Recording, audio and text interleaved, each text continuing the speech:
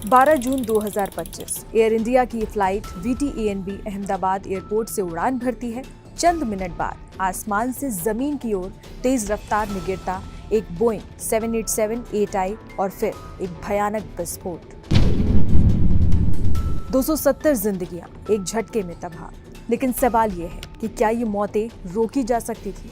क्या कोई चेतावनी पहले से मौजूद थी जिसे नजरअंदाज किया गया? नमस्कार, मैं हूं अनुषी गुप्ता। हादसे के बाद जब एयरक्राफ्ट एक्सीडेंट इन्वेस्टिगेशन ब्यूरो यानी कि AAIB ने जांच शुरू की, तो जो सामने आया वो किसी तकनीकी खराबी से ज्यादा एक लापरवाही की दास्तान बन गया है। दरअसल 7 साल पहले अमेरिका की एविएशन अथॉरिटी FAA ने एक चेतावनी जारी की थी।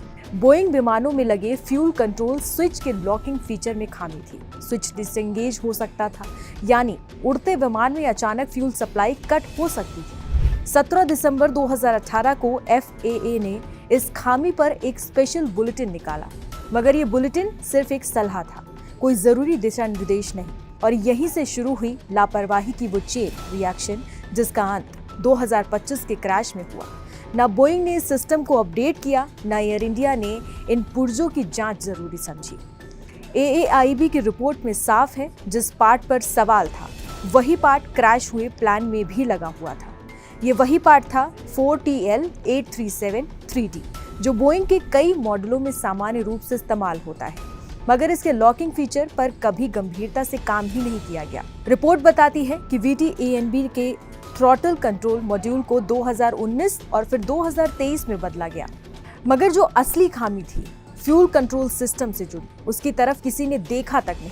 अगर FAA 2018 में जारी उस चेतावनी को सिर्फ कागजों में दबा न देता, अगर बोइंग और एयर इंडिया ने वक्त रहते अपनी जिम्मेदारी निभाई होती, तो शायद आज 270 लोग जिंदा होते।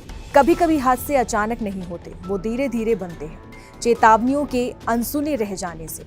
और जब सब कुछ खत्म हो जाता है तो रह जाती है सिर्फ एक टीस, अगर वक्त रहते कोई सुन लेता। आपके क्या विचार हैं? क्या ये हादसा रोका जा सकता था? कमेंट में जरूर बताइए।